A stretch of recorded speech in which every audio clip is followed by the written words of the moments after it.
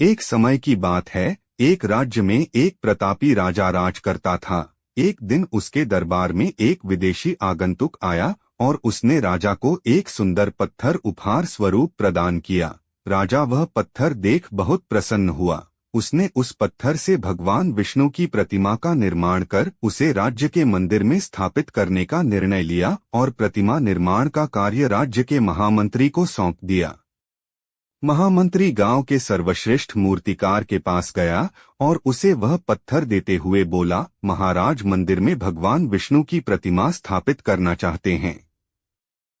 7 दिवस के भीतर इस पत्थर से भगवान विष्णु की प्रतिमा तैयार कर राजमहल पहुंचा देना। इसके लिए तुम्हें 50 स्वर्ण मुद्राएं दी जाएंगी। 50 स्वर्ण मुद्राओं की बात सुनकर मूर्तिकार खुश हो गया और महामंत्री के जाने के उपरांत प्रतिमा का निर्माण कार्य प्रारंभ करने के उद्देश्य से अपने औजार निकाल लिए। अपने औजारों में से उसने एक हथौड़ा लिया और पत्थर तोड़ने के लिए उस पर हथौड़े से वार करने लगा, किंतु पत्थर जस का तस रहा। मूर्तिकार ने हथौड़े के कई वार पत्थर पर किए, किंतु पत्थर नहीं टूटा।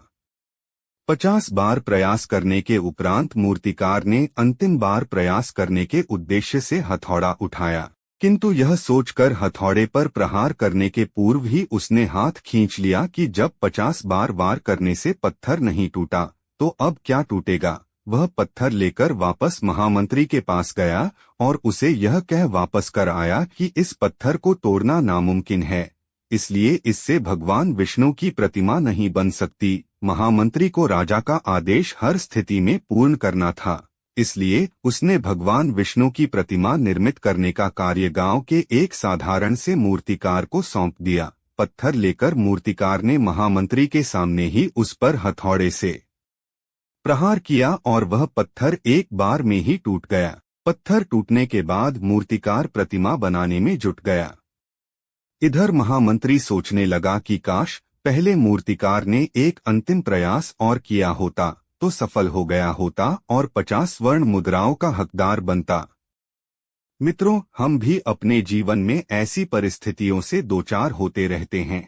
कई बार किसी कार्य को करने के पूर्व या किसी समस्या के सामने आने पर उसका निराकरण करने के पूर्व ही हमारा आत्मविश्वास डगमगा जाता है और हम प्रयास किए बिना ही हार मान लेते हैं।